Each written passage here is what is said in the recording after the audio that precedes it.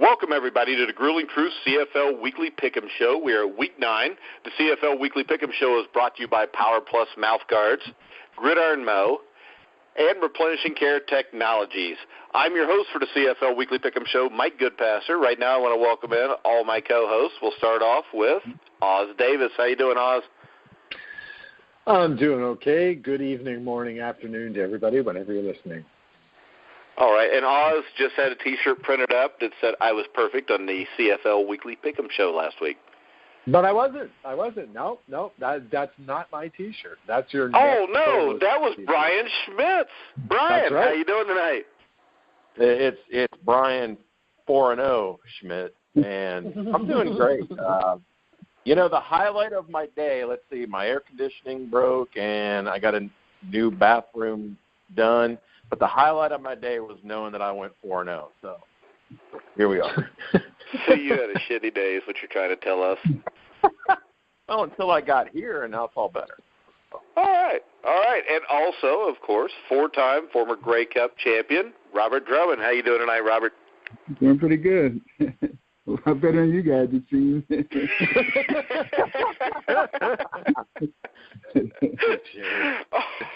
All right, let's go ahead. We'll start off with the undefeated Edmonton Eskimos. Stayed that way with a 27-20 win over the Ottawa Red Blacks. They just keep winning. They keep getting more people hurt. Mike Riley threw for 2 touchdowns, 384 yards. He also added a couple runs for touchdowns. Robert, what's your take on the Eskimos? It seems like no matter how many people get hurt, they just keep winning. No, they're the real deal. And I said at the halfway point, it's just the team's going to start to separate themselves. And Mike Riley just had to put that team in a position to be successful and not make mistakes, and that's what he's doing. He actually led them both in rushing and passing for the game. So they're going to be a tough out. I mean, I thought a little bit more from Ottawa, but they're going to be a very tough out because they have the confidence right now that they're the best team in the CFL, and right now they're playing like it. All right, that brings us to Ottawa. Trevor Harris, 26 for 37, 266 yards. That was about it, though. I mean, this team still, they play well, but at the end of the game, they come up short. I think this is the biggest loss they've had this year. They lost by 7 points. I mean, what's happening in Ottawa? Well, okay, here's the thing. Before the season, we knew they're losing 2 1,000-yard receivers. Okay, that's a very big deal right off the top. Second of all, look, I've been telling anybody who will listen to me this past week what Robert said on the show last week, which is, look, nobody is afraid of this Red Blacks team. In fact, this week, finally, before the game, coaches and players were talking about, hey, this is a different team than won the Grey Cup. Normally a defending champion will accent the fact that they're defending champion. But these guys are finally saying, we've lost a lot of pieces from that team, and we're not the same team. To me, that's like an admission, well, we're not quite as good a team. And I don't think that they are. They don't have the pieces. And here's the other thing. I was thinking about this as far as Edmonton goes. They say in the CFL, no lead is safe. Well, for the past 2 or 3 years, the Edmonton Eskimos have held a lot of leads.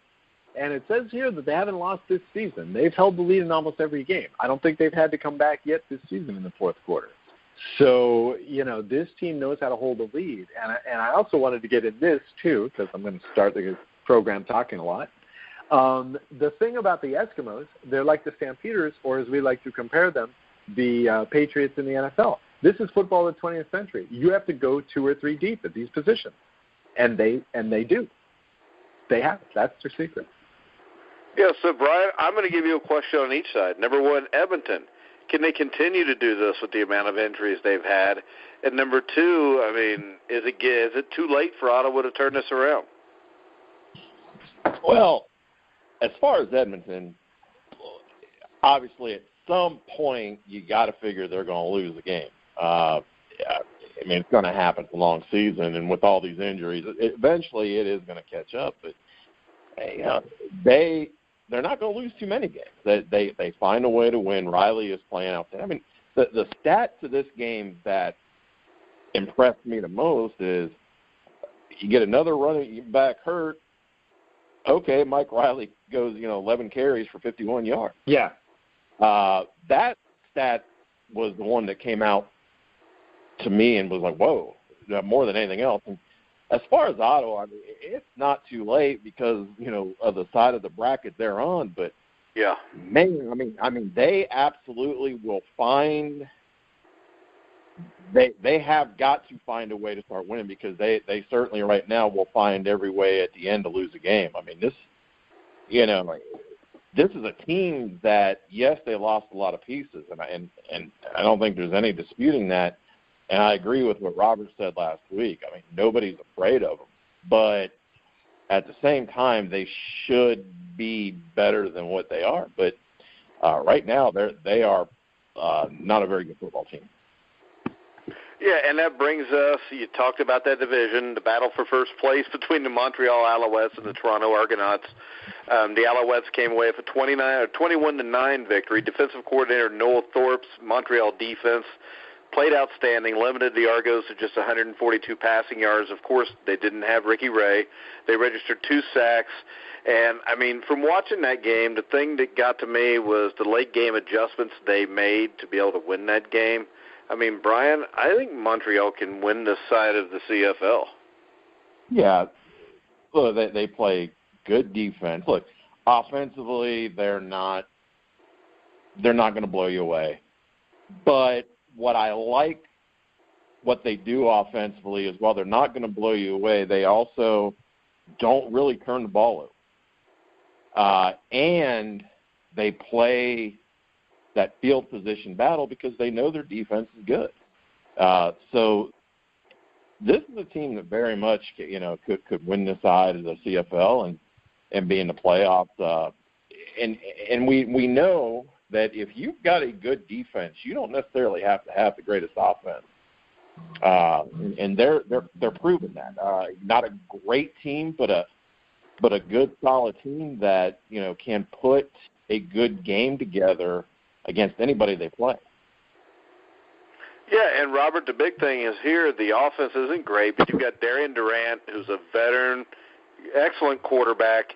So if that defense can play, I mean, Durant's usually going to be able to get you in the end zone a couple times anyways to give you a chance to win the game. And I just think if you look at him, Terrell Sutton ran the ball well, 15 carries, 66 yards.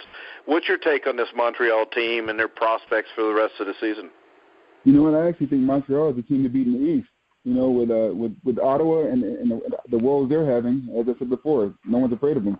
You know what? Let's be honest. Without Ricky Ray, Toronto's going nowhere. And what's to say about Hamilton? So Montreal. Well, let's face it. With Ricky Ray, it's not like they were a 6-2 football team.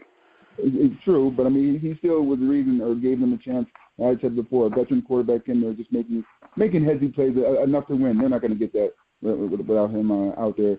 But it's time for Montreal to take over the East, Yeah, and Oz, since we're talking about Montreal, the first place Alouettes, which I don't think we've ever talked about. You're an Alouettes fan. I figured I would go ahead and ask you about the Toronto Argonauts and what you think their prospects are for the rest of the year. Well, here's the thing. The Toronto Argonauts have a nice lead on the East right now. Okay, even with this loss, they're 3-1 against the East, and in 2 weeks they get Hamilton.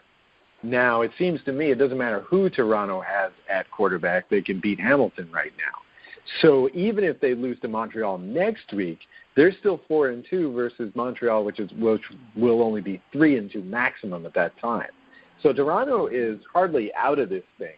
You need to find a way to right the ship, but because, for one thing, Montreal hasn't gotten Hamilton either game yet. But sure, Toronto's going to make the playoffs, I think, unless Ottawa has to go on a massive run. But again, talking about but does it take a massive run? They're only like 2 games behind them. Well, yeah, but they're one. I mean, the way Toronto looks now, outside of Hamilton, is there anybody you would really favor them to beat? Who? Toronto. I mean, Toronto right now is a half game back. If they lose another game to Montreal, they're a game and a half back, and they've lost 2 games to them. Yeah. See, next week is crucial for Montreal, but I think Toronto's got second place. Look, Ottawa is already 1-3 against this division, and they lost pretty decisively against Montreal in one of those games, scoring like 5 points. I don't know. Ottawa has dug themselves a big old hole, especially since that third place is probably going to be a crossover from the West at this point. Yeah. That'll bring us to a team that you've been talking up big time here for the whole season. Oz, the Winnipeg Blue Bombers. They got a 39-12 win over the hapless Hamilton Tiger Cats. Justin Medlock, 6 field goals powered the Blue Bombers. Big win for the Bombers. They've got a big game coming up this week. So what's your take on Winnipeg? I think this team is a threat to win a Grey Cup right now. Oh, yeah, they are. Well, it's going to be – it's interesting, over on the Rouge, White, and Blue show. I'm talking with Joe Pritchard, who's like, number one American Winnipeg Blue Bombers fan, and he's already thinking about the playoffs. And it's interesting because if they finish third in the West, that would be worse than finishing fourth. They finish fourth in the West, they can win that Eastern playoff race, right?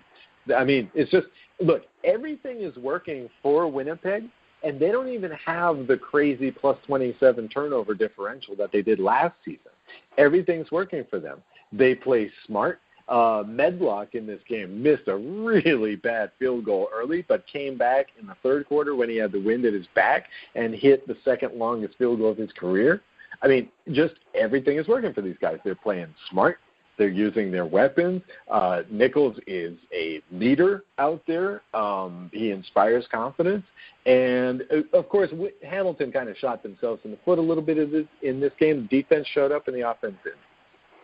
So they're helped by that. Yeah, and you look at it, Matt Nichols played well again, 25 for 35, 2 touchdowns. Robert, I think the big key here is you had Andrew Harris, 14 carries for 107 yards. This is a complete offense now. They can get the ball down the field throwing. They can run the ball. What's your take on Winnipeg? Do you buy into them as much as Oz does? Oh, I buy into Winnipeg right now because they're playing great football. You can tell by watching games or watching teams which teams have confidence or what these kids nowadays they call swag. It's just that attitude about them. I mean, I remember even when I was in Toronto, like it's not an arrogance, but you walk around with an aura like as if you are a good team and you're supposed to win games, and that's how they're playing. It's actually fun to watch. And I always like watching running backs. When running backs in a CFL game can get up and down the field and get over 100 yards, it always makes me smile as a former running back myself because I know how it is. But right now they're playing well enough to win. All right, so Robert, what is the opposite of swag? I don't know. It's the Hamilton Tiger Cats. I don't know what they are. Wow. Zach Collaros, 21 for 33, 216 yards, 1 touchdown, 1 interception. But he's kind of like in the middle of the ocean swimming around, and there's a bunch of sharks circling him. And there's no way to stop him because their offensive line is terrible. They can't run the ball. Now, Schmidt, I know you're a huge June Jones fan, brought in the old, the run and shoot a few years back. Mm-hmm. Do you think June Jones can have a immediate impact on this offense? Only if he can get 5 guys up front to block. I mean that's where it all starts. That offense starts with your offensive line. If your offensive line is trash, it's a real hard thing to do much anything. That's got to be the number one thing that's got to get fixed, and obviously that's going to be a hard thing to fix during the season, but that has to get fixed. They have to play better or try to find other people. Now, given a good offensive line, and I know from talking to a DB coach for Calgary, I know a while back before the season started, a lot of these teams are running a lot of the old run and shoot, option routes. It's not complete run and shoot, but there's a lot of option routes. So you get a June Jones with his mind and things that he can do offensively. You get an offensive line out there. I mean, that could be, trouble. But right now, they can't block anybody. And you can't have an offense if you can't block anybody. All right, that brings us to the final game of the week, which was a game that last week was a blowout the opposite direction as the BC Lions, throttled the Saskatchewan Roughriders. I think it was 30-15, something like it, but it wasn't that close. Yeah. They came back. They reversed the roles. Riders get redemption and a 41-8 win over the Lions. Start of the game had to be Ed Gainey, racked up 4 interceptions and a fumble return. Saskatchewan's defensive front registered 4 sacks on the night. This is my question. Kevin Glenn played well again, 320 yards, 3 touchdown passes. Brian, is Saskatchewan a team on the verge of making a big run, or is this just BC didn't play well, Jonathan Jennings was terrible in this game at the start, it is just something that happens from time to time? For right now, yeah, I think it's just something that happens from time to time. I don't know that Saskatchewan's ready for a big run. BC, that was bad. Sometimes you just a week ago they got the Bear, and a week later the Bear got them. I mean, it happens in football. But I'm not real sold on Saskatchewan just yet. All right, Oz, same question. No, I'm going to go to BC here. Look, what's not time and again is again. I end up saying this every week. BC digs themselves a hole. Look, Jeremiah Johnson, the gunslinger is back. I mean, he's throwing interceptions in the first quarter, which are being turned into touchdowns. You mean Jonathan Jennings, right? Jennings. I'm sorry. I don't know where I got that from. Jennings. He's throwing picks in the first quarter that are being turned into scores. And I think you guys should pat yourselves on the back because I believe that you called this and saying that you should stick with the hot hand. Well, I just think Lule is a better quarterback. I think Jennings forces too much stuff.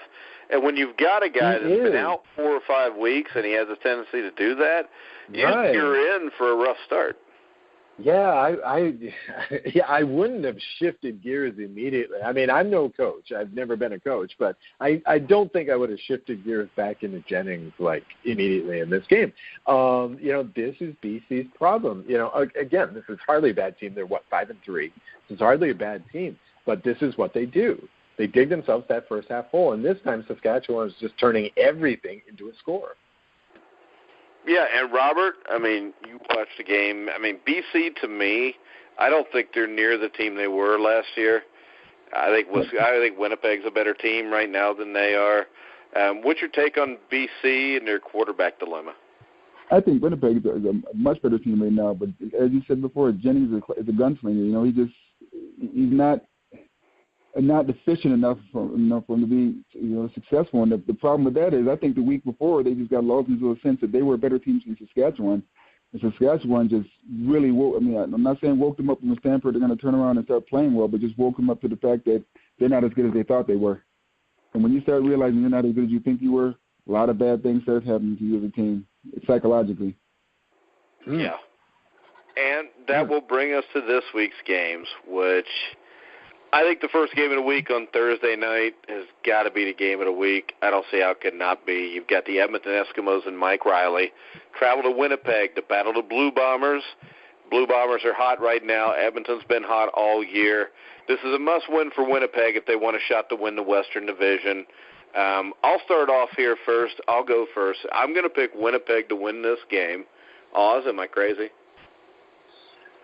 Absolutely not. No, I am going with Winnipeg here. I'm trying to call up the lines on this game. Hopefully, wait, here we go. Winnipeg is a 1-point underdog. Yes. Wow. At home, a 1-point underdog. I know because my neighbor just called me about that because he just bet that game right before we came on there. Wow. Oh, your neighbor, huh? Done. Yeah. He's he's trying to make up that $20 he lost last week. Yeah, he is. He's trying to make up for that $20 because the kids need school supplies and stuff. But I think you've got to go. If Winnipeg can't come through here, I mean, I don't know. He may have to panhandle or something. Poor guy. I think you've got to go Winnipeg here. I mean, I'm surprised. I wouldn't be surprised to see this game go to Pick'em at the sports book before this kicks off. I know. That's why my buddy went ahead and bet it right away when he saw that point. The thing about the Eskimos is this, Brian brought up the running game, the quarterback, Riley running in this game. And the thing is, the week before, Hamilton had given up 150 yards to this guy, coming out of some very minor league. This week, 16 carries for 51 yards or whatever, getting about 3 yards per carry. Now, look, who's next? Who's next for that running game? And you're going to need to run against Winnipeg because Winnipeg has learned how to stop the pass. It's a bend, don't break defense. They can score 30 or 35 points against anybody. I think Winnipeg wins this game. All right, Robert. You got to go with Winnipeg. The team, although, Edmonton is undefeated, and winning games, just right now, Winnipeg is just a hot team right now. All right, Brian. I am also going Winnipeg. I think this is going to be the week where Edmonton stubs their toe. I like Winnipeg. I've kind of, I've got called in about my tickets to get on the bandwagon. So, you have to tell Joe Pritchard to do that. He's on the Rouge, White, and Blue show, but he's in charge of all American bandwagon jumpers for the Blue Bombers. Right. Yeah, he sent me the paperwork. So. All right. Well. All right, next game, Brian, will give you probably the easiest game to pick of the week, Ottawa at Hamilton. But Hamilton's bound to win at some point. Yeah, they're bound to win at some point. Probably not this week. If I was Ottawa and I'm coaching Ottawa, one of my conversations early in meetings this week is, look, we've had a lot of close losses. We've got to get this turned around. We've got to do whatever we can to go out there and not just barely win this game, but we need to go out and put a roll on. We got to start getting some momentum. And this is a very funny game in that if Ottawa stubs their toe in this game or this game is way closer than it should be, it could be a very telling sign to where Ottawa is going to be the rest of the year. All right, Robert. It's a must-win game for Ottawa. By that I mean this is a game where they could set a precedent of the team they were, that won the Grey Cup, and it's a must-win for them. It's just like they can't stumble. It's got to be picking, like we always should say in football. Have perfect practices. They got to have perfect practices during the way and go out there and have a perfect game. They got to prove to themselves they're as good as they think they are. Yeah, I agree with you. This is a must-win. If they lose this game, things could really spiral out of control in Ottawa. Oz? Yeah, Ottawa is 1-3 against the East. They lose this, they go to 1-4. They only got 4 games left against the East. This is about as must-win as it gets in Week 9. So, yeah, I'm going to say this one, it's 3.5-point favorites to Ottawa, but I think this could get close, but I'll go with the Red Blacks. I think they got more talent. All right, next game, Robert. This is a good matchup. The Calgary Stampeders at the British Columbia Lions. Ooh, which BC team's going to show up? I'd have to go with Calgary. BC, with Jennings is just way too inconsistent right now. Yeah, just like you said, which team's going to show up in that vein. BC, you never know who's going to show up. With Calgary, you know what you're going to get. Yes. They're going to play well. It's whether you can play good enough to beat them or not. BC, I think, is capable of beating them, but I think Calgary's just a better team. Brian? Yeah, Calgary is the better team, and what this game for BC, well, it's somewhat of an important game for them. I think they've got a lot more questions right now than answers, and you don't want to play a Calgary team when you have a lot more questions than answers. They tend to make it worse. So I think Calgary is going to win this game, and I'm not real sure it's going to be close. All right, Oz? Nah, Calgary's not going to lose again until they play Montreal, so I got to take Calgary in this one. Robert laughed at you. Yeah, Oh well, I gotta say, Robert's on fire here. He's taken away. He took away my must-win line. He just took away my line on the last game. He's killing it. So he can laugh at me. All right. So Montreal at Toronto. We'll let you pick it first, Oz. That way, Robert can't steal any of your lines. No, I'm going Montreal, man. I am not getting off the bandwagon. I think Montreal is getting it all together. Hopefully, is Ricky Ray playing? I don't know. Because I know my buddy said when he checked the line on that game right before the show that there was no line yet. Yeah, there's no line. So the book is not admitting that they know or not. But, again, I said it last week. It doesn't matter to me. I don't care who's starting a quarterback. I'm taking Montreal again this week. Yeah, I think Montreal's a better team. I'm going to go with Montreal too. Brian? Yeah, I'm going to go with Montreal. I wish if Ricky Ray was playing, I might have a different tune, but not knowing whether he's going to play or not. I'm going to go with the safe pick and go with Montreal. Yeah, I think they're better even if Ricky Ray's there, but Ricky Ray takes it from being a game I'm positive Montreal is going to win to a game that's a toss-up. Robert? You got to go with Montreal. I mean, even if, whether Ricky Ray plays or not, I think Montreal is a better team. All right, guys. Well, we got through this show quicker than normal. Oz didn't have any questions for anybody. Oz, any final observations? Yeah, I do have one more observation. Montreal has allowed the second fewest points in the league. They're only 14 points more than Calgary, and they haven't played Hamilton yet. So, I mean, this defense is good. And like I say, it doesn't matter to me if Ray starts. I think the defense shuts him down. So go Montreal. I can't believe it. First time, first place in 3 years being with Grueling Truth, or 2 years. All right. Brian, any final words? Well, going to look forward to watching football this weekend, so that would be my final word. I'm a man of few words. I just go 4-0. Very rarely, very few times, but all right. Robert, any final words? It's a halfway point. The good teams are going to start to separate themselves from the bad ones. The one telling sign I'm going to look for their facial expression on the BC players this week, because after a blowout loss like that, even I as a player can tell you it can stick with you for a while. And then it can be like a trend. Then the next game, then everything starts to fall apart. So it's going to be interesting to watch BC this week. All right, and also I know from me, I want to include Brian and Oz. We want to send our condolences to you, too, for the loss of your former coach at Syracuse, Coach Mack. Thank you. But, no, he was a great football coach, and I know he meant a lot to you. So, I mean, our prayers are with you. No, thank you. We get very few mentors, in this lifetime, and he was one of the best ones I had. All right, guys, we're going to go ahead and wrap it up. We will be back here next week for the CFL Weekly Pick'em Show. I want to remind you to check out all of our sponsors. We've got Gridiron Mow, Power Plus Mouth Guards, and Replenishing Care Technologies. You can find them all on thegruelingtruth.net. We have an NFL Legends show this week with former great Denver Bronco Ray Crockett, who won 2 Super Bowls.